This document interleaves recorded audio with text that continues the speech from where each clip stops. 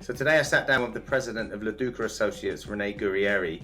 This wasn't your average leadership conversation. We got into the nitty-gritties of how Renee grew up, the impact her father had on her career, and certainly how Renee balances being a leader within a construction business, but also how she manages the relationship with her husband, her kids, and the team around her. Let's get stuck in. Hi Renee, thanks for joining us on the CPC podcast. Great to have you on. Thank you for having I thought me. it would be great for us to kind of roll back and go back to the beginning of your career and look at what it was that kind of got you into construction. So, start at the beginning. What was the first thing that kind of drew you to the world of construction? Was it a plan or was it something that kind of just magically happened? I grew up in this industry. My father was the original founder and owner of LoDuca Associates. And so I grew up just with a father with an engineering brain. He was constantly doing, square footage of a building that we were in, or if we were visiting someplace on vacation, he was explaining the architecture and how it was built. And as a kid, I don't think I really actively appreciated it, but I always appreciated it. It to me was my world. It made sense. That's what everybody did. I looked at my father as I thought he was the smartest man. I just imagined as a little girl that he was going to be the president one day because he knew the answer to everything. And so I just always appreciated construction. When we were little kids, he would, we'd drive past. I remember one of my favorite memories was driving on 95 North, and there's toll booths that you would go through. And every time we would drive through the toll booths, we would say, oh, that's Daddy's toll booths because my father built them.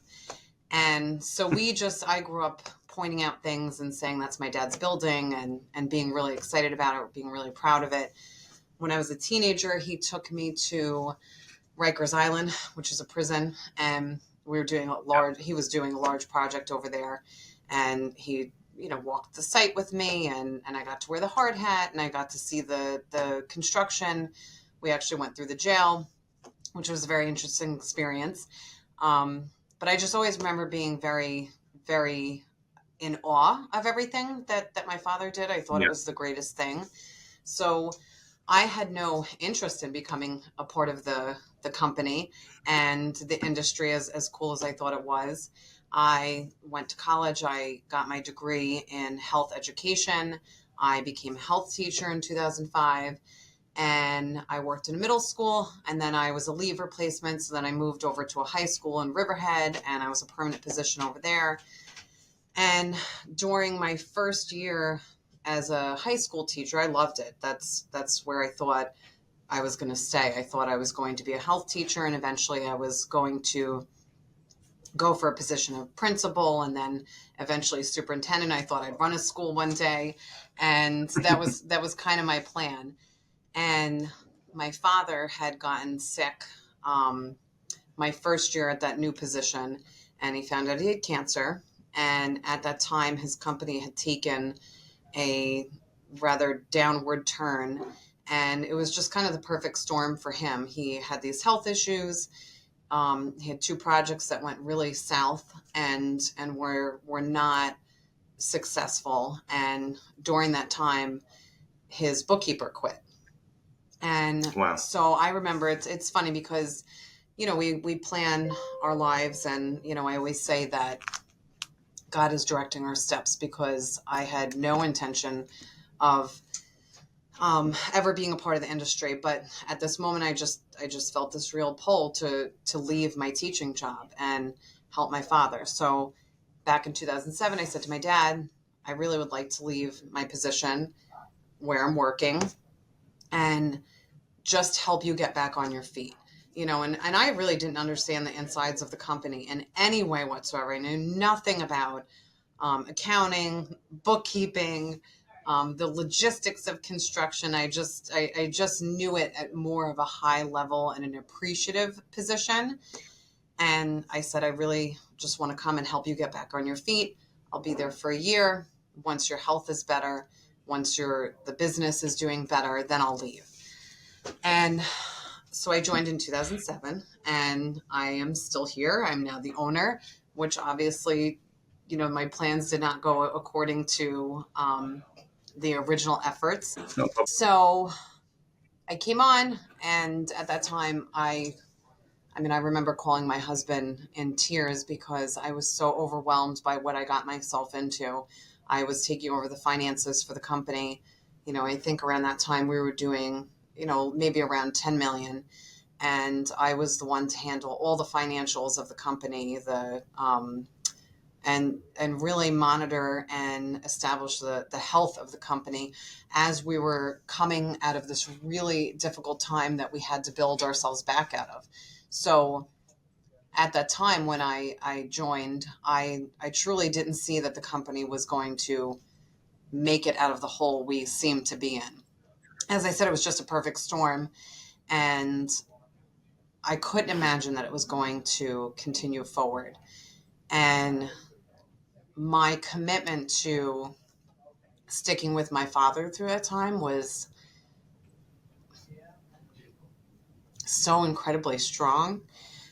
I can see it's obviously making you emotional, right? Bringing back a lot of the times that you kind of lived through. And obviously, I'll tell you what's come across, already in this is how pivotal that your father was, not only in your life, but as somebody that's, giving you that real leadership aspects of what you do ultimately within your job role. And I think, it's passion, I think, and that's something that comes across, that you've really got that love and affection for your father. And I think, funny enough, some of my next questions were going to be about, your dad starting the business in the early 80s.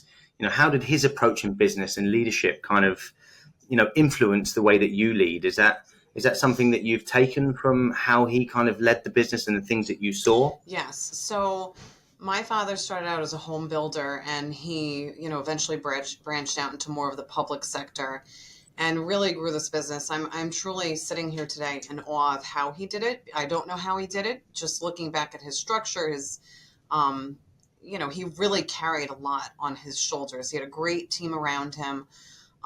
But he really kept a lot of things close to him and kept that control. So one thing that really stood out to me, especially as being an owner, is that, I always found it weird. Our company is LoDuca Associates. It doesn't tell you what we are, what we do. I've argued that since I've been here. Can't we just change our name? And that was really, LoDuca Construction just makes so much more sense. And that name, LoDuca Associates, was so important to my father because he always looked at it as a team, him and his associates. That was how he was going to run his business. How he was going to grow. And, he's a very humble man. He never wanted any personal attention to him. He didn't want any praise or compliments even. It was always that, thank you, for saying that, but this was my team that did it, not me. Yeah. And I look at it the same way. This is, a team effort here in everything we do. Even, that's part of what makes me uncomfortable in doing this, because I get it. You're doing the president of the company in the interview, but I feel uncomfortable because it is truly a team effort. Like, you asked me in the beginning, what's something I some of my successes that I've been really proud of. And it's not anything that I could say that doesn't involve multiple people. There's nothing that I will say that's just me in my efforts. So that's something that's really, he's instilled in me, and, just the way I was raised, the way him and my mother were. It is never about just the one individual. Is strictly about the team. No, and I think, look, it's great to hear you say that, because leadership as a word, it almost sounds like as if it's a single-minded approach, and somebody that's, at the forefront of that and pushing it. And that's great. You do need to have that figurehead, but you are completely right in the fact that it is that team collective that allows you to do the job that you do, and having that support. So it's great to hear that. I mean, what would be great is, right, take us back to 2007, I think it was, wasn't it, when you first joined the business? Take us back to the early days when you first got into a role. What was the first role that you did within the business? I know you mentioned that you did the financials and stuff. What did you kind of learn about the industry in that period? Because I know that you mentioned you obviously came from a a school background, and whilst of course you've got an understanding of what your father did within construction, having grown up around it, how did that kind of shape you when you first went into the role? So I feel like when I came into it, so I came in as a bookkeeper. So I was handling all the financials. So I was involved with contracts, purchase orders, um, and payments to vendors, payments to subcontractors. I did a lot of that. Um, it really immersed me in a world that I truly didn't understand existed in construction, because to me construction was the final product. It was just Yeah. that beautiful building we get to drive past and say, oh, my dad built that, or we built that. And that is the result of so much blood, sweat, and tears that goes into that project. There is so much behind the scenes that I was not aware of. So a couple things that shocked me is construction profit margins are super low. It's it's kind of one of those industries. They're like, why do people do this? Why? It's Margins just, push you to the yeah. edge. My husband works in a corporate America, and their profit margins are like literally 27 times what ours are. And I just think, it's not for the faint of heart. It's an industry that you have to really be passionate about, and you have to be really prideful, in a sense that you're proud of the work that you're putting out there. It has to mean something to you. It's not just about, you know, submitting a requisition to get payment and closing out a project and checking a box and moving on. It's about putting something in the ground that is, Yeah. God willing, going to be there for years and years to come, maybe forever, that you want to be really proud of, that you get to leave behind. And and that's something I've said over the years of my role in the company, that when we've done company parties where I like to put the pictures of our projects up. I like to share them on social media, and it's something to say my hands worked hard to create that. And from everybody who brought the job in, to estimating the job, to turning it over to project management, to managing it, the supers on the ground. There are boots on the ground, making sure the jobs get done right. The carpenters and the laborers physically building it. Everybody's hands worked so hard together to put this beautiful structure together and have this wonderful result, which to me, that's such a legacy to leave behind, that all these Yeah. great structures that you constructed together as a team. No, it is, and I think construction. I've operated in and around the construction space myself for a long period. My dad actually owns a construction firm, and it's funny that it's an industry that you really get to see that kind of camaraderie of people, and ultimately the all of the small parts of your individual job roles, to the collective, and like you say, of that project at the end, when you're sitting there looking at something that's finished and signed off, that you get that element of pride, I guess, right? When you're looking at it and think, we did that. It's that kind of whole pat on the back, and as Brits, we always see the American high fives. It's that whole like yes, and that's something as British people we sit and go, we admire. It's like seeing that kind of real impetus from people that they're so kind of enjoying the moment of success. We don't tend to really do that as much in the UK, which is a bit of a shame, to be fair, but hopefully we can learn from it as we go. Some of the glamping sites that you've done some, obviously, some large scale projects. Is there any projects that you guys have done that kind of stands out for you as that kind of that one project that you look at and you go, that's the one that stands above them all?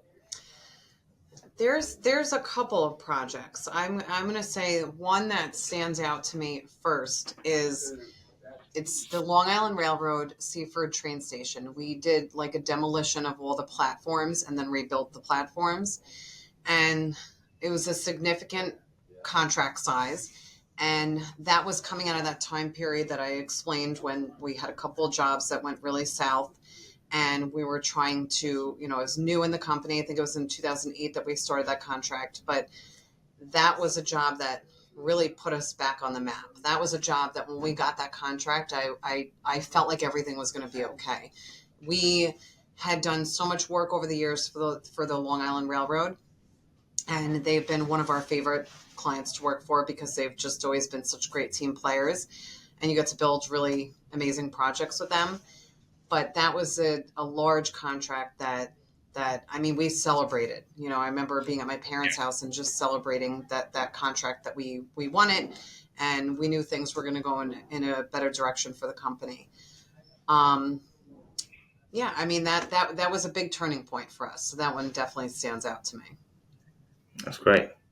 I think, obviously the projects that you do, I think, there always tends to be that one for a variety of different elements. Like you say, good clients that you work with, I think that's always key, isn't it? That you've got, even though that you guys are the contractor on site, the GC that's doing it or whatnot, there are still other elements within construction that you don't control, right? And it's, having that full kind of supply chain, if you like, across the board, all working together in harmony is obviously what creates, good standout projects. Because I guess if you've got a client and it goes completely the other way, and you're arguing over variations to projects, costs, etc., and it just starts becoming a massive ball ache to work with them, I guess they're going to probably stand out for all of the wrong reasons, right? Right. So, Right. I do. I want, if I can, I just want to share one other project that's one of my of favorites. course, yeah, But go for it. we built the Ocean Beach Ferry Terminal over on Fire Island, Oh, wow. and Fire Island is an amazing vacation spot over here on Long Island. And we do a lot of work on Fire Island. We do high-end residential homes, extensions, ground ups, house lifts, everything. And we've done like a community center over there, firehouse. But we got to do this Ocean Beach Ferry Terminal, and it was a ground up construction. So we took the old terminal that was, old and kind of worn down. It just had seen its time, and we leveled it and we rebuilt it. And that project, all of the construction outside of the roof was done in house with our carpenters. So the walls, the trusses on the inside. I mean, it's on our website, and I love the picture of the trusses on the inside of the terminal. They were all personally made by LoDuca employees. We did them in our warehouse over here at our property, and delivered them over there and put them up. So we hired a roofing contractor over there who's a great sub that we used before, but everything else, construction wise, we did in house. And the final product was just so beautiful. It's beautiful in pictures, but it's beautiful when you go and see it. And that's something that was, it's just one of those projects that really stand out. If anybody hears, oh wow, you built the ferry terminal, they're blown away, Yeah. because it's truly a beautiful project. Well, that's great. Like you say, it's something that, the use for the community as well, of people that are obviously going through it and getting to see it. It's great when you've got that element of pride in something, when somebody's telling you that they've seen it and they're like, wow, yeah, this is great. It's nice to have your name stamped on something like that, right? That, that you're proud of. And, ultimately contractors are always proud of what they deliver. But I think, like you say, there's a couple of projects that you tend to kind of deliver that you really look at and go, yeah, that's my baby, basically. That's the one that, you can really kind of hold your hands up and say, we did that, and we did that well. Right. So you obviously officially became, I think, president in 2024, right? Yes. Last year. This May 1st will be a year that I've owned the business. Oh, wow. Yeah. What's been the biggest surprise in you kind of stepping into that role? The learning curve that you've had since going into that role. Give us a bit of an idea of how that's kind of changed within the business, your role and that learning curve approach. So before, when we had lost connection for a second, I was just explaining how in 2019 we started to do a rebrand of the company. We were preparing. I stepped into the role of CEO in 2019, and my role in the company started a transition then that was pretty significant. But so I felt like in taking over as owner, the transition would not be as difficult. I've been in this business forever. I've been, at that point I was working here for almost 17 years, involved in the business. And, we're big, but we're not, we have 10, 15 people inside the office. So the conversation is, we know everything, we hear everything between what's going on with the jobs. So the transition, I have to say, happened extremely organically. I felt like there were things that I was learning initially that just seemed to happen very naturally. The fact that, when you're working with somebody who is responsible for a certain task, you're not necessarily going to jump in and learn everything related to that because somebody else is handling that. So your focus is going to be spent on the tasks that you're responsible for. So although I was involved in a lot of things, it wasn't necessarily my responsibility to carry out 100% of certain things within the company. So in the beginning, it was very natural, organic. I felt, wow, this is so smooth. It's like, just life is normal and you're just continuing forward. I think it was about maybe 6 months in that I just felt like I got hit in the face with total reality. And the reality is that, you're the responsibility is just so great, and it can Yeah. be overwhelming. You're doing projects that are millions of dollars in size, and you're handling millions of dollars through the company, and every project that takes place, you want to make sure it's being done safely. So you were mentioning obviously the transition role that you took from CEO to president was felt a little bit seamless, but there was obviously that element where you felt that level of real responsibility kind of came about 6 months into the role.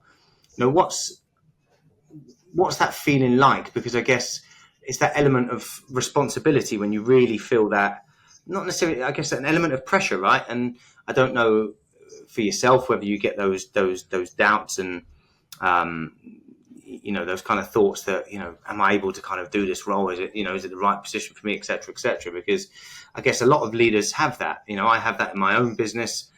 As we started expanding our business into the States and stuff, it became quite overwhelming. You're managing, 2 locations. There's lots of stuff going on.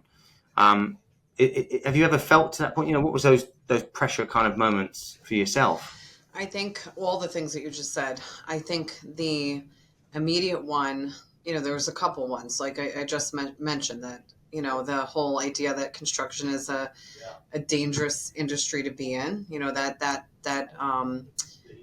The just the overwhelming feeling that, I want to check everything for myself and make sure every process is efficient, every process is being followed, that everybody is truly working safe. Like that was one of my big moments that it hit me, and I felt really overwhelmed by. But we really preach and practice safety, so that is comforting. But it's still always in the back of your head. I feel like as an owner, it'll never not be in the back of your head. Then the idea that this company, employs all these people that rely on the business for their career. It puts food on their table. Yeah. It puts their kids through college. It gives them a roof over their head. It is just such a responsibility that I know my father never took lightly, and I truly don't take lightly. So if I feel like, the workload seems to be slowing down, that is just something that I feel that angst kick in, that we got to get work, because you want to make sure that you have enough work to keep all of your employees going. And, I know in this industry, it's very common that, especially project managers, that a job winds down and maybe the company doesn't have a place for them to go, so they let them go. And I say that because I've interviewed a lot of PMs, and that's why they were looking for positions. I was hired for a job, the job is done, they don't have anything for me, and now we're leaving. And our company, we've always prided ourselves on, a lot of our employees have been here 10 years, 20 years, 30, 35 plus years. There's 2 people here I remember as a little girl working on my house, and they're still here, almost as long as the business has been here. And that is something that, I want to make sure for our employees that they always have a job when their job ends, that they're moving right into the next project, and that we're flush with work, so that we don't have to sit down and have that conversation of, am I going to let somebody go? Or, I would always rather have the conversation of, we're busy, should we hire more people, and make that kind of decision. So that definitely is something I feel like as an owner, I don't know if you could ever fully detach from it. That's one of those things that as you're going to sleep at night, you're thinking about, and sometimes when you Yeah. wake up, you're thinking about it. But really, to calm your, to ease myself in my mind, you really have to have faith in the process that everything is you're handling it the way that you should be handling it. But that's where that doubt comes in, that am I able to do this? This is a really, really intense position, and it's a lot of responsibility. So one, my faith in God is the first thing I rely on, because I believe I'm here for a reason, and I believe I'm where I'm meant to be. And after that, it's just making sure that you're putting the right people in place, that you're equipping the people that are in place to do the right job, and making sure that you manage that throughout the process of whatever position that person is working on. So, you have the doubts creep in, but you have to remind yourself of truth over and over, and that's all you could do. It's funny, isn't it? Listening to you, it's almost replaying some of the things in my own mind, because, you know, even though you've got a team around you, being that, I've got a business partner who owns half of the company, and, whilst he shoulders the burden, effectively, I'm the CEO of the business, and it's my responsibility to make those key decisions that are going to have those impacts. And it sometimes feels quite lonely, right, in those moments, although that you're able to kind of have those conversations with people and kind of share that burden. You mentioned, when you're putting your head on the pillow and you're laying there at night and your mind's racing, it's quite a tricky thing to kind of overcome. And you mentioned there that you've kind of, I guess, equipped yourself with that ability to be able to, I'm not going to say fight those demons as such, but to justify to yourself and compartmentalize that what you're doing is the right track. Yes, and I think that's where your team around you is really important, because I definitely have those key people here that I will pull aside and say, hey, here's an idea. What do you think about this? Or we need to make this decision as a company. Let's get together and collaborate on it. I'm not looking to bring all the answers all the time. I just think anybody who leads anything, that's impossible. That is, it's unrealistic. And I think the best leaders over the course of history, if you look at them, they're not necessarily the experts in what they're doing. They have just made that decision to surround themselves with the people who are, the experts in the areas that they are weak. And I think that as a leader is the most important thing. I'm a little bit type A by nature, but I feel like I've really worked on relinquishing the need to have control over all things, just in the course of my life in general, and relying on other people for other things. And at the end of the day, I might have the final decision, but I am never going to pretend that I have all the answers right out of the gate on anything. So, one of our core values that we came up with during our rebranding back in 2019 was collaboration. And that really comes back to the name of the company, LoDuca Associates. This is a collaboration, a collaborative event that takes place for every decision that is made. It is not, and that truly was probably one of the greatest things that I've ever learned as an employee, as an owner, as a person, a wife, a mother. The thing that I value most is that I have learned that I don't know everything. I'm not always right. I don't always have the answers. And, I feel like when you're younger and you have all these ambitions, it's really easy to think, to be passionate and stand behind what you think is right. But there is so much wisdom in that moment where you realize that you're not always right. And I feel like any person cannot truly grow until they realize that. And I'm telling you, I don't remember when that moment was, but when I had that moment, it changed everything in the way that I worked, the way that I was as a wife, the way that I was as a parent.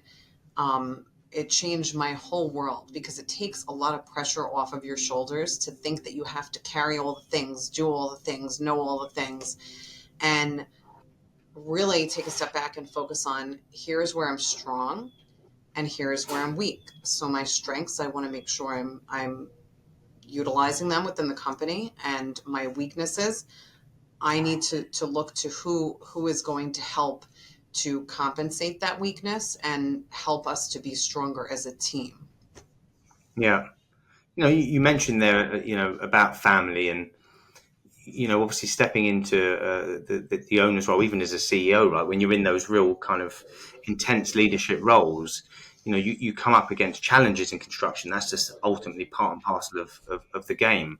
How do you manage that within yourself, you've got a massive bit of pressure that's going on at work. How do you manage that kind of transition from, Renee as the owner, CEO, president, and Renee, the mother, wife, that when you go home, having that switch off, because it's a fundamental part that I've found extremely difficult. And it's something I still continue to work on, today, and not carrying that baggage through the door. How do you manage that? I think that is definitely a work in progress. And I think as of recently, it's been a bit of a struggle just trying to navigate the separation of it. Because, I feel like when you're going through a challenging season, that brings things up again, and you kind of need to get your footing and figure out how to navigate that forward. I think overall, how I'm able to do that, one, and I'm going to come back to my faith. Without God, I literally cannot do anything. So my faith is a huge thing, that when I am trying to put everything in priority, it is a lot of time spent in prayer and reading, God's word, and understanding what I'm want to do according to his will. And again, that takes a lot of pressure off of me, because I don't have all the answers. I don't know all the things. And I have made that commitment that if I'm going to move forward, before I took over the business too, my husband and I spent a lot of time and conversation over this, that, what is that going to look like for our family moving forward? I will say that I had a gift given to me 2 years ago. I have 3 daughters. They're 2 teenagers and an 11-year-old. And I was blessed with a son 2 years ago. So he just turned 2. And I feel like I had this huge 9-year gap in between, raising my girls and, having little ones run around the house. And when I went through that first bout of parenting, I felt all the things. I feel like every parent, you're overwhelmed, you're overstimulated, you're, questioning your ability to do anything, and feeling like you're not doing a good job. You feel like Breathe, you're yeah. doing a great job. And, then you see your kids start to get older, and you realize, wow, all these things that I worried about were ridiculous. They didn't matter. The schedules, the sleep, the this, that, all these things that you thought if they didn't all line up, everyone was going to die, or, everyone was going to become a criminal. All these ridiculous things that you worry about. And I started to see that in my girls, that, I put a lot of pressure on myself as a mother, mostly, as an employee, of course, as a worker, everything. But the most pressure I put on myself is as a mother. And, you raise them and you realize, like, I could have just relaxed a little bit more, and the purpose would still be the same, the intention would be the same, but I could have enjoyed it a little bit better. Then Yeah. I was blessed with this son of mine who came, and I feel like I got to do that all over again with that wisdom in looking back. And when he was born, I was like, I remember thinking, all right, Lord, this is just such an interesting timing to have a 4th child, where I'm preparing for my father to retire, to take over the business. A baby is always a blessing, but I couldn't help but think, like, the timing is really off here. Yeah. And You could have a couple of years either way there. Come on. yes, but it was the most perfect timing ever, because amidst this preparation for this huge transition, going into this huge transition, I had this little baby, this little child that he kept me so focused on what is really important. And you don't want to, what is this saying, like, you don't want to live to work, right? want Yeah. to work You to want live. you live. And Yeah. I just think of that saying a lot with my family. Like, my job is very important. It's learning how to balance it and balance the stress and the pressure, and being able to come home. My house is 53 seconds down the road from my job, so I don't have any unwinding to do in my commute home. Just being able to come home and separate myself from work is so important. It's so important, and it's critical for my children, for my husband. I do not always do it perfect. There are days where I have to say, I need a second. You know, the baby can come to me no matter what because he's going to give me hugs and snuggles, but I need a second to just quiet my brain before you ask me a Yeah. million questions and need me for things. So I feel like just being self-aware of what you need in any moment is really important. And, you know, I'll say to my husband, don't ask me any big questions, big decisions today, because my brain can't handle it. But tomorrow we can revisit that. So I feel like I've been trying to be very transparent in where I'm at and not pretending that I could come home and just switch gears and do all the things Yeah. that are needed. You know, there's times where I need a second to collect myself. I tell you something I saw that was amazing, right, on Instagram. Because look, I have that exact same thing. My wife works as the finance director for the business. You know, she manages. I've got three young kids: a 6-year-old boy, a 3-year-old boy, and a 1-year-old. You know, and I do, and I genuinely look and think, you know, the stuff that she manages to do is just way beyond my comprehension, to be brutally honest. But it's that struggle that I had when you come home and you're changing roles, right? Effectively, you take off the CEO mask, you know, person that's leading the business and running the show, to coming into a different domain where technically you're no longer the boss, right? You're having to play that second fiddle, Mm-hmm. and it is difficult to make that transition a kind of an immediate switch as you go through the door. So I saw something on Instagram that was really, really interesting to me. There was I think it was an American couple, and I don't know if she was some form of therapist or something or other. And she said the way that she manages it with her husband is that she'll walk through the door, and the first thing that they'll say to each other is, she'll be like, "Look, I've got 20 in me, and that's it. You're going to have to pick up the other 80." Mm. So between them, they've got 100, and it just, you know, that pendulum will swing and change depending on who's got that amount of energy left to run the household, right? Right. And between you, you've got to get to 100. And I sat there thinking, that's such a kind of clear and obvious way to communicate, because I think most of the issues that you face as a leader, and certainly somebody that's running a business with all those pressures, that when you go home, you kind of take upon yourself that you're going to have all of that energy and ability to be able to kind of go in and just play mum, or, you know, play, you know, wife, whatever it is, husband, really, really easily. Right. And it's just not that simple, right? It's you know, like you said, understanding that you're human, and you have to kind of give yourself that moment to decompress before, you know, someone asks you something and you might just explode. Right. And I think communication is huge. And I feel like, especially, you know, you're talking about, like, just in marriage, it's my husband and I, you know, I've always said, like, I don't know how to not communicate. Like, if I feel it, it's going to come out of my mouth pretty quick. I've, you know, I try and tame my You and I tongue are if spirit it's, animals. yeah, and not bad. Like, I don't want to argue or anything, but if I just feel frustrated or stressed or like something's not working, I have to say it right away. And I will definitely say, this for my husband and I has definitely been a very challenging season of just getting our footing in terms of how we operate together. You know, we have 4 kids. We have 3 that are super, super active in their sports and activities. We have a baby. And then, you know, we're active people too.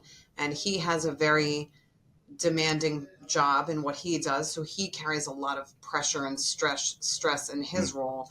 So, you know, when you say, like, I got 20, you got to pull the 80, I actually think I heard that before. And I feel like we just kind of went through this season where we both had 20. You know, it was like too many days of overlapping that we had to. And I feel like we're still doing it, trying to figure out how to carry each other through the difficult seasons of this. And again, we both go a lot to prayer and that over how we're going to navigate through that, and where we think God wants us in this season, and how we want to just, honor that responsibility that we've been given, because we've been blessed with a lot of responsibility, and, we take that seriously. I think so. I think that makes complete sense. Obviously your leadership style from speaking to you, it's clearly people centric, right? And I think that's really heavily what you're about. How do you keep your team motivated? Because that's something that's fundamental in any business. Doesn't matter what you do. If as the leader you rely on people, how do you keep these guys motivated when you're going through those real tense moments? So this has been a work in progress too. I mean, I think we it's a good job is done over here, but little things, buying lunch here and there, and just bringing everybody in the office together to just sit together and laugh and talk about other things. We the company has always had a holiday party around Christmas. We didn't do that this past year just because there was so much transition, and it sounds terrible, but it got away from me. The whole time period got away from me. So I'm trying to plan something for Memorial Day and bring the team together. The last party we had was at my house last year. Got a nice tent, brought everybody together, celebrated the transition, the retirement of my dad, and me taking over the business. And, a lot of times at these holiday parties, we like to raffle off nice gifts to the employees. Oh, come on, don't do this. I started something when I took over that we do every anniversary. I send them a gift card just thanking them, and, an Amazon gift card. And the amount is dependent on how many years they've been here, just to acknowledge that time that they've been with the company. I also started back in 2019 a LoDuca Bucks program that for our field workers that, we have this money that's printed with the LoDuca logo on it. And I gave it out to my supers and to my PMs that when they see somebody going above and beyond, that they can just throw them what they think would be appropriate for whatever that employee was doing. And they just accumulate it throughout the year. And then at the end of the year, they can cash it in, and it's a bonus to them. So, if they've earned $1,500 for the year, it goes in as a bonus check to them that they get, which is really just to acknowledge that, hey, we see what you're doing and we appreciate everything that you're doing, and, we value you. So that was something I was really excited to do a number of years ago. That's great. I really like that. I genuinely really like that idea, because I actually did a lot of kind of studying and research on incentive structures. Obviously, as a recruitment owner, it's sales, right? So ultimately, it's very, very heavily incentivized as an industry. And the one thing that came out in that was that it's the small things. People will always assume that it's these grand gestures that are going to kind of get people really behind you and motivated as part of your team. But it's not. It's actually the small gestures that really kind of get people to buy in, because, like you say, it's that moment in the moment when you feel that element of gratitude for somebody, and giving them something like you say, the LoDuca Bucks. I think that's something that really goes a long way for them feeling part of that team effort. So yeah, in terms of motivation, I can imagine that's going to be great. I think I should probably note that down and steal that idea. I think, to be fair, see how we go. I think and you're right, because it is small gestures. I've a couple times I've sent out small gift cards, but I mailed them to the employee's house, and I put a handwritten note on that. And I don't want it to sound like it's so like methodical, but it's, to me, like, if somebody handwrites me a letter, I find that really personal, and that mees a lot to me. 100%. So I'm hoping that, when an employee receives a handwritten note from me and a small little gesture just to say thank you, I hope they realize that truly means a lot, because it would mean a lot to me. So small things that, and I've seen it. I think that it's gone received really well and appreciated. And, it's hard. You're working. Everybody's stressed. Everybody has deadlines and budgets and schedules to follow. And, at the end of the day, it's you just want to know that somebody sees you and they recognize the hard work that you're putting in. Agreed. Couldn't agree with you more. I think, a question that's been raised a lot. We've got a couple of women in the business that are recruiting quite heavily to drive the whole women in construction initiative, right? And it's something that we've been part of for a number of years, really, certainly in the UK in the early stages, but into the US as well, because there's quite a large push for it in the US, probably more so than the UK. How do you find, obviously, look, construction is ultimately it's a male-dominated environment. I think we looked at the stats, and it's about 86% or something or other is male-dominated, certainly in the US. How do you find, kind of navigating your role as a woman in construction, and do you find that the landscape's changed now from what it was when you first came in? I definitely think it has changed. I honestly don't put too much thought into it. I just find every so often, I had an experience just recently where somebody was sitting with me to sign a contract with us. And, he made the comment that, wow, as an owner and being a woman, it must be so hard. You have so many things stacked against you. And I was like, well, what does that mean? What is stacked against me? So it was just funny because I don't look at it that way. And, my reaction was I feel like I make it very clear that I'm not somebody you can walk all over, male or female. I think that you're gonna have a good conversation with me regardless of what you're talking about. And Yeah. I think it's interesting just even talking about this because I feel like it's so our world. Like as a contractor, we have goals that we have to hit with companies that are certified as a woman business owned company. We have, minority business owned companies, service disabled veteran business companies. And, so we have goals that we have to hit. So this is a lot of our conversation that we talk about in here. But at the end of the day, I just think if you're qualified, you're qualified. That's really all I want to care about in terms of like who we work with. And I do feel like we just as a society, we put a lot of labels on things to make them seem as if they're more important than others. And, as a woman, I'm never sitting there going, oh, wow, I'm sitting with a lot of men. This is, I feel a certain way, whether it's uncomfortable or not.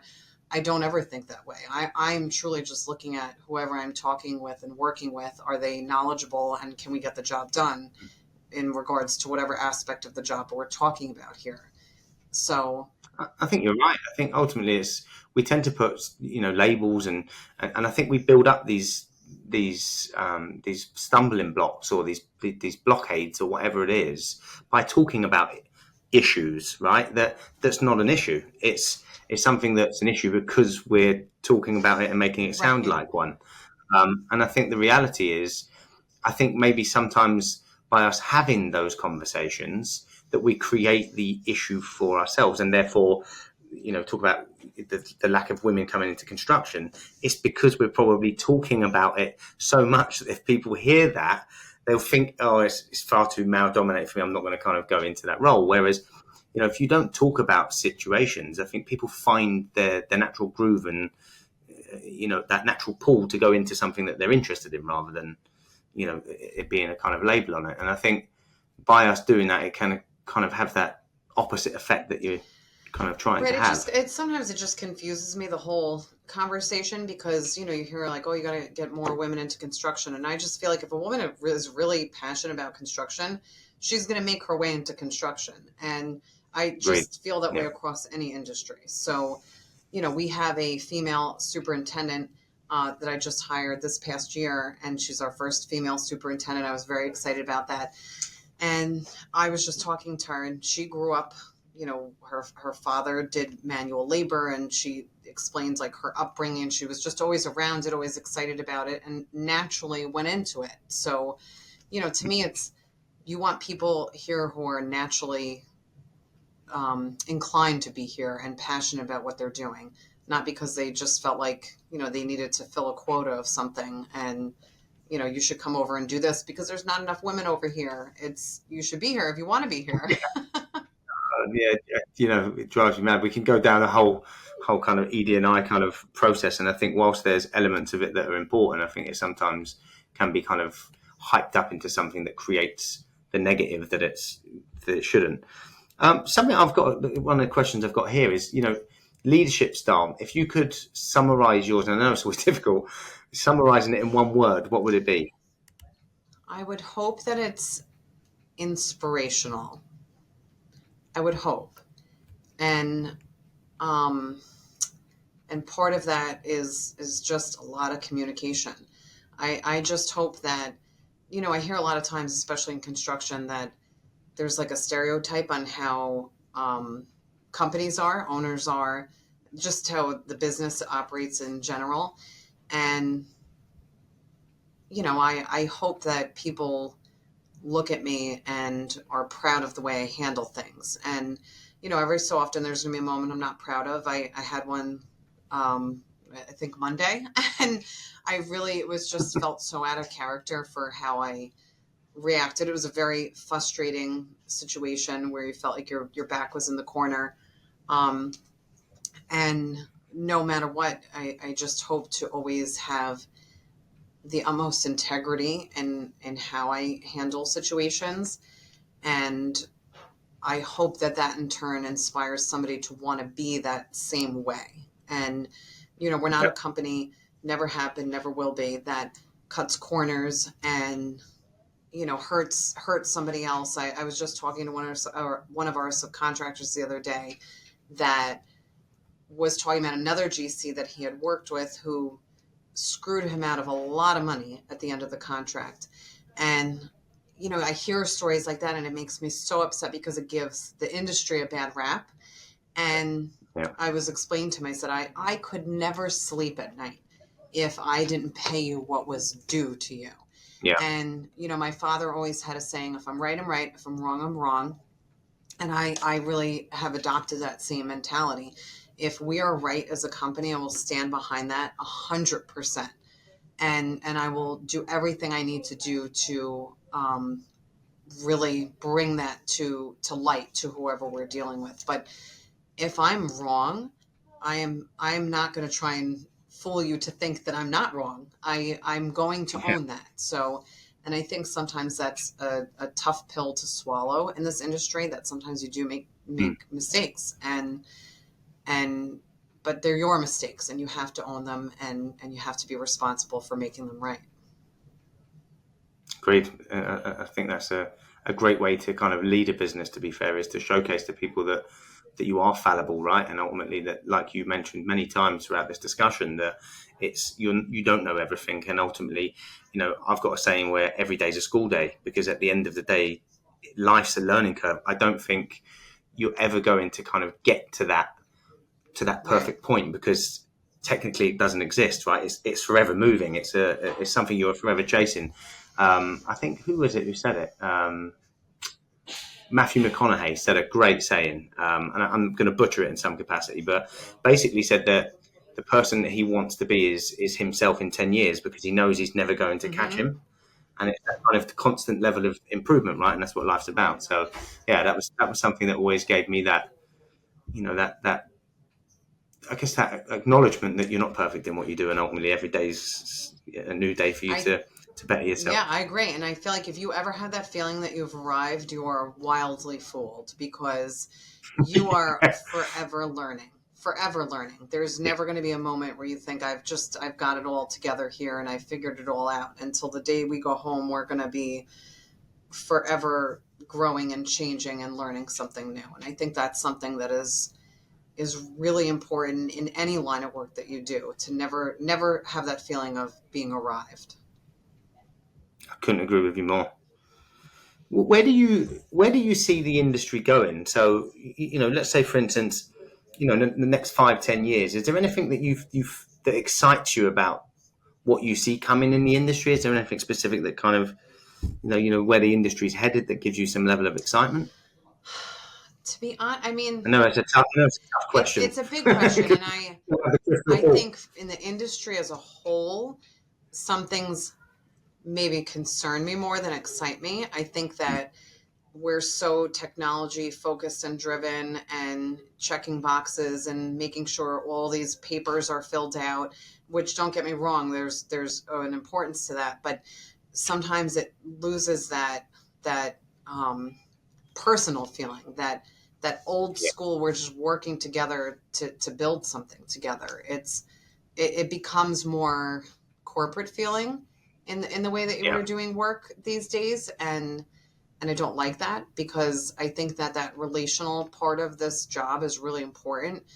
Building your relationships with the clients, with the subs, with the vendors, really working together as a team. And I feel like some of these technology pieces are kind of preventing that more so, and Yeah. that's, I don't like that. So, but in terms of Okay. the future of the industry for us, I'm very excited, because I feel like we are taking this amazing foundation that my father has built, and now I get to build on top of that. And that each generation should get better than the last generation.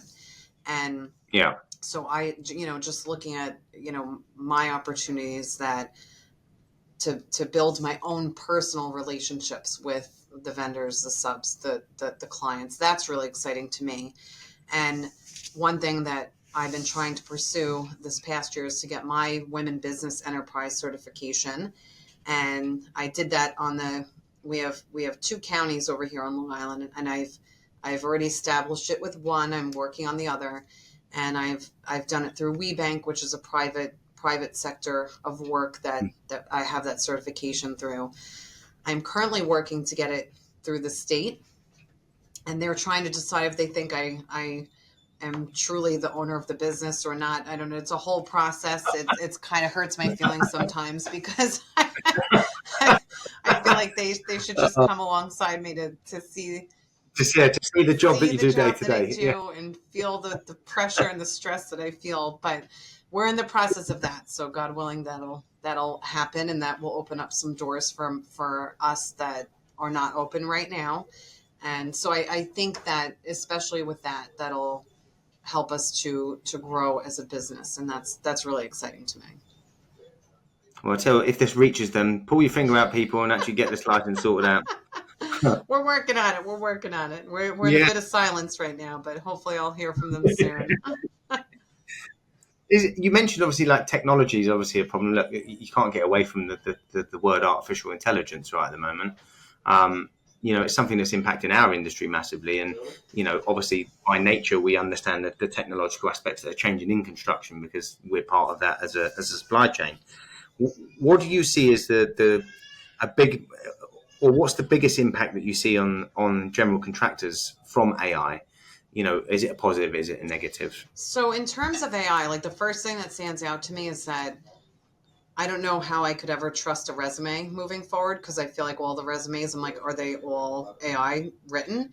Because, do these people know how to put together a a proper proposal using their words? Like, if all the computers went Yeah. down, could we still survive? And we I have a senior estimator here that is just so fantastic. The way he puts words together is amazing, and this is before AI was ever a thing. And I look at somebody like that, and I think, the next person that comes along that is talented in that aspect of putting proposals together, will it be an AI person? And Yeah, I don't like that. I want to know that your brain is capable of doing those things. I think AI can be helpful in certain areas, but I, just as an owner, want to know that each employee's own brains are capable of doing all the things that AI is doing for them potentially. So AI scares me. I'm not going to lie. I think that it could bring a lot of good benefits in terms of how we maybe refine certain processes and the way things are built. But at the end of the day, I really want to know that each person involved is fully capable and knowledgeable. agreed. And I think ultimately you're spot on with how you see that AI is. I think ultimately as a process, as a tool that can improve processes and smooth transitions out, make things faster and easier to do. Great, but I think by it kind of replacing certain things, I think that's the scary part, right? And obviously we see machines that are doing, I don't know if you've seen those massive machines that they've got in Holland at the moment, that they can lay their kind of cement foundations for a house. And it's like, whilst whilst that's great and it looks fantastic on LinkedIn when I'm watching it, I'm sitting there thinking, would I want my house built by that thing? Probably not. It's the scary propositions of it, but it's a weird thing with technology, and I guess it's that watching brief, isn't it? That's something you got to be aware of. But I'm with you. I think having that blend of tradition in what we do and that relationships and the building blocks that you have with people aligned with a little bit of technology can improve things for you and make you better, then great. But don't let one, go through the other, because, in our industry, it's something that could quite easily and quite comfortably, as you said about resumes there and whatnot, right? It could be a big impact in our industry. So, it's something that we're watching out for as well. Team cultures obviously look really, really important to you, right? Are there kind of like shifts that you expect to see in workforce values or skills over the next few years that that are going to kind of impact your business? I'm scared for I'm weary of the upcoming generations. I feel like we are, as a society, raising kids who are just slaves to their devices, and they they communicate with their friends through their devices. Like we're much stricter in my home when it comes to this stuff, so I don't feel like I'm putting myself on that same concern, but I still do have that concern in my own home. But I feel like kids today don't necessarily hang out with their friends as much because they're perfectly content to sit at home on their couch or in their bed and play Roblox or, do whatever, Snapchat through their phone with their friends. And when they're not out there socializing and interacting, just connecting, they are not building really important skills and connections just within their own brain. And I feel like we have this, I can order from Amazon and it comes today. And it's scary, this right? instant gratification. And we talk about it in my home all the time. Like things that are of value take a lot of hard work and they take time. If it comes instantly, it's probably not good. Maybe the toothpaste that you needed coming that day is really important and good, but you want these kids coming up in this next generation that value hard work, that they value, physical labor, that they value a work ethic inside their home. Like my kids have chores, my kids have responsibility. And, I know other kids who have no chores, no responsibility. And I just think these kids one day are just going to be hit with such a tough reality that, and I've seen it as an owner, because we have to have a carpentry apprenticeship program to bid a lot of projects that we bid on. And in the years past, we hired an apprentice, and he came in and he was, and I say he because it was all males that, they came in and they were very excited to work and learn and grow. And in 4 years, they would graduate and become a carpenter. And our last carpenter apprentice that we had, unfortunately, really hurt the company. They left right before they were taking their exam to graduate. They had finished the whole program. And I don't know what happened. The employee literally fell off the face of the map. Great employee, learned so much, worked hard, became such a part of our team, and then just literally disappeared. And to replace him, so because we didn't have a graduate, we weren't able to bid on certain jobs. So we had to replace this graduate. I want to say right now we have 2 apprentices that are great, but in between that time to now, we had probably about 8 apprentices that came in, and I just saw such a difference. It was the people who were like, wait, hold on, I'm cold, I don't want to be outside. I just did a big dig yesterday and now I'm tired, so I'm going to call out sick the next day.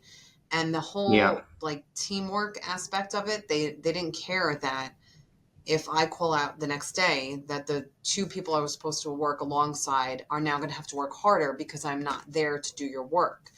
And I just look back to myself as like a 19-year-old. I was a gymnastics coach, and I put so much pride into what I did. I wanted to be the best. I wanted my employer to acknowledge what I was doing as a value, because that would bring value to her business.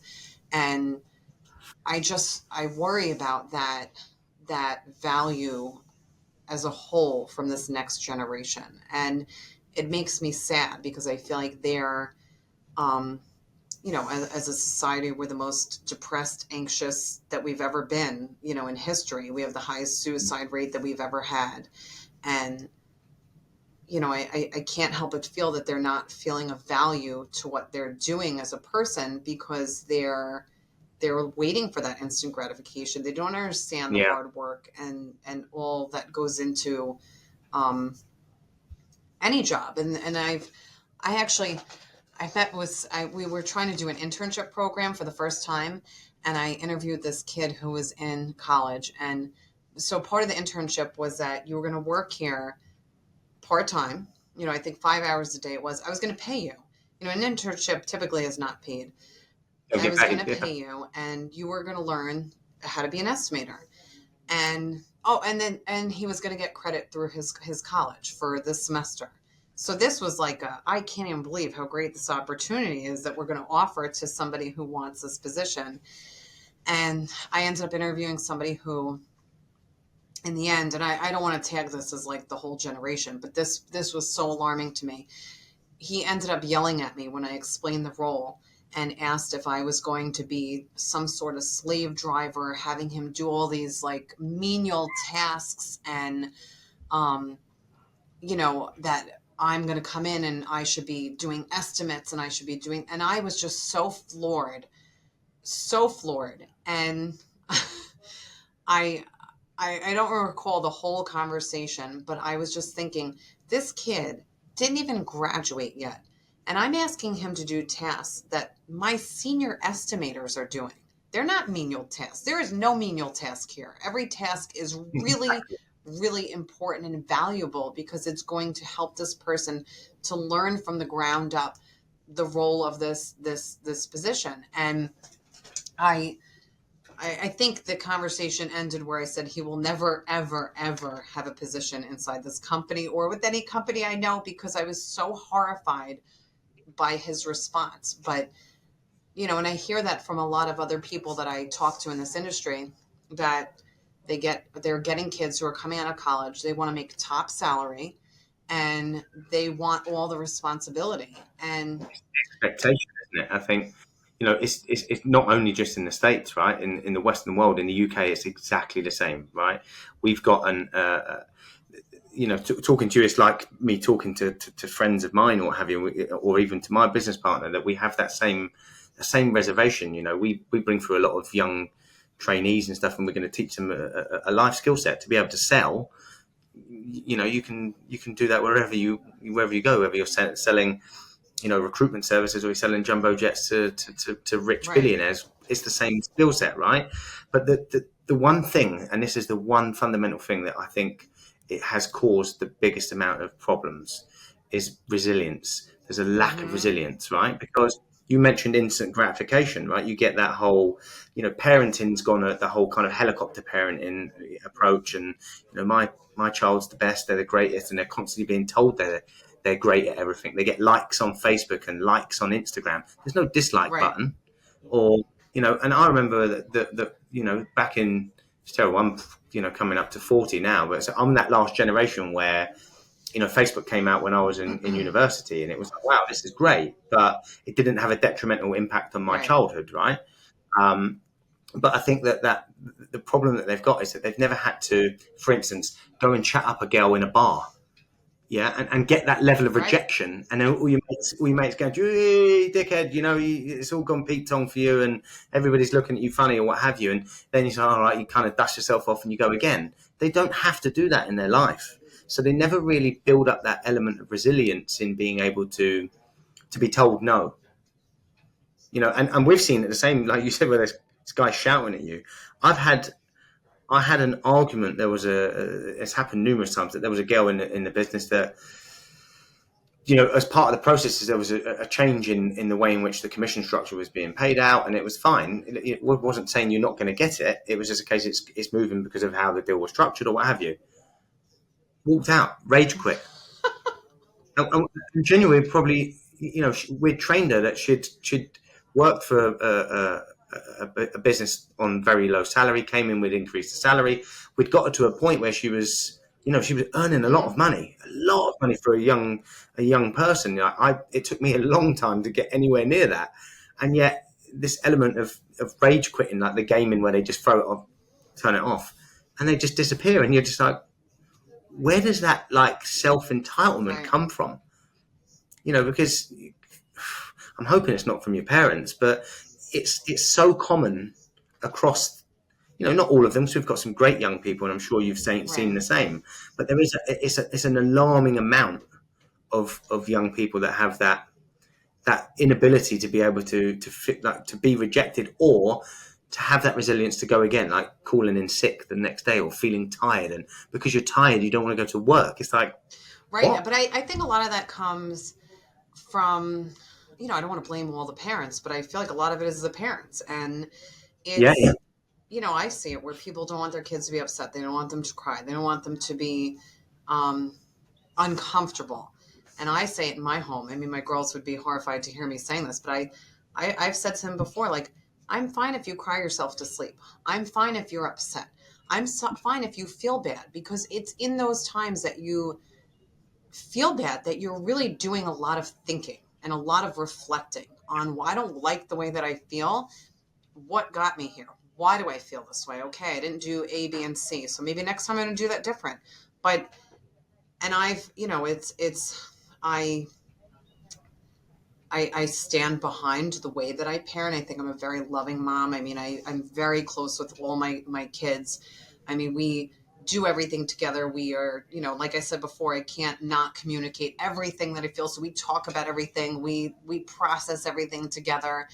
And I'm really intentional to say, like, me as your mom, I know I'm here to love you, to support you, to cheer you on. I am truly your biggest cheerleader, but I'm also going to sit here while you cry and let you cry and be upset, because failure leads to success. Like, you cannot have success if you have not experienced failure. And if your response to failure was to quit, to rage quit, to freak out, to blame somebody else, you're just going to see that repeated failure. And so I feel like parents are doing a job to keep their kids comfortable all the time. And it's funny because I just said this to my husband recently. I said, part of my prayer life is that I don't want to ever be totally comfortable, because I feel like when you're comfortable, you become complacent. And when you become complacent, you stop growing. And I welcome that discomfort. And, do I want to be unhappy and miserable? No, but a lot of happiness and misery is simply a choice at the end of the day. And I welcome that discomfort. And I want my girls, my son, I want them all to welcome that discomfort too, because that's where you're going to grow the most. And I always tell them, like, you don't listen to when you listen to an inspirational story. We love watching true stories, movies that are based on true stories. And you don't ever watch a true story that is so inspiring to you, that was the life of a person who just lived a life of comfort and had no adversity. Like, that is, I never want to watch that, because it will do nothing for me. I want to watch the movie that is the person who had so much adversity, and they rose above it, and they pushed themselves and succeeded despite the facts. So, we just talk a lot about that in our home, and I would love to see the next generation just to embrace adversity more, and and to build that resilience in themselves. So, how are you proud of something that you haven't worked hard on? If something just fell in my lap, and I said, oh, look at this that I have here, I'm so successful, I would have no pride in that, because I did nothing for it. And I feel like some people, not just kids, or they want the things that fall into their lap, and they don't realize why they're so unhappy despite the success or despite the Yeah. accolades that they have, but their effort was so lacking in part of that process. I think you're right. And I think it's that element of, being content in your life comes from all of those experiences that you have, the good, the bad, the ugly, right? That kind of shapes you as a person to be able to get to that point of being content. Because I think the one thing that strikes me as well about certainly it's not just this generation, but a lot of people, is that they expect to be happy all the Mm-hmm. time. Happiness is a state of mind, right? It's something. It's a moment. My wife calls them Mm-hmm. glimmers, right? You have glimmers in your day where you're extremely happy. I see it every morning before I go to work that she's got the boys in bed and it's the light on her face, and it's that moment, and that's what life's about. And I think people are constantly searching for that full element of happiness, to be happy, but it doesn't Doesn't. exist. Happiness is just is Yeah. moments, right? And I think with that, I think by people being resilient in their approach gives you that element to be content, and sometimes being content to sit in the mud when you're having a rough time and know that you're going to get through that, and it's not the end of the world. And I think that's kind of the struggle that I think we've got with not just this generation, mainly this generation, but certainly a lot of youngsters. And you need those moments. Like when I first started with my dad, and I told you in the beginning, I couldn't see the light at the end of the tunnel. And I didn't know how we were going to come back out of this hole that was just so deep.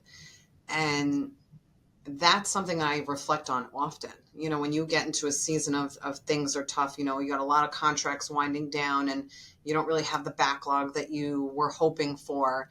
And that is a moment I constantly refer back to in my mind, that we made it through that, we'll make it through this. And I'm constantly saying that to myself, and I definitely think there was a time where I didn't handle that as well, that I would still allow all the stress and all the um, lack of sleep and everything. It would just consume me. And I would finally get myself to a place of remembrance that, okay, we're gonna be okay.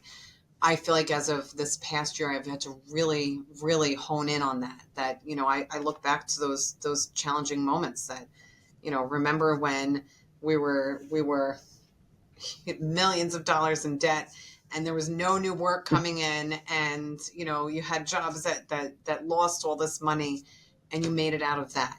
And, and that comes a lot from my father, that it's there's no such thing as a roadblock. It's just an obstacle that you have to figure out another way around. So you need those moments to push you through every hard moment. If you didn't have that to reflect back on, everything that hit you would knock you off your feet.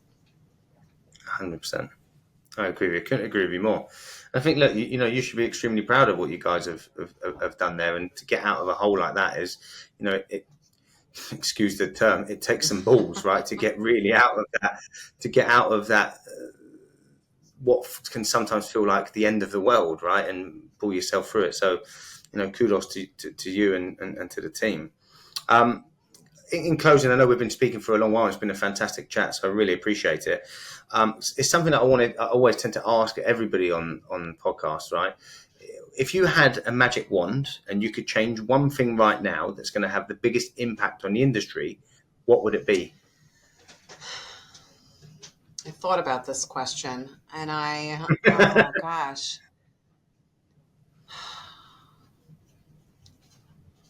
I felt really stumped by this question, because it's something I'll ask my kids. If you could do anything, what would you do to change anything in the world? But this is a really specific, what would you do to Yeah, change the industry? I think that I would bring it back to more of an old school mentality. That I think back to when I first came onto this, a part of the company, and so much was just done through handshakes and your word. Your word being so valuable. exactly. And there are still people who are like that. I know if they say it, it's gonna hold true. And I feel like, unfortunately, because of people who don't stand by their word, that's why we have so many boxes to check now. That's why we have so much paperwork. That's why a handshake is not valuable anymore, because you have to really cover yourself because all these people have done the wrong thing over time.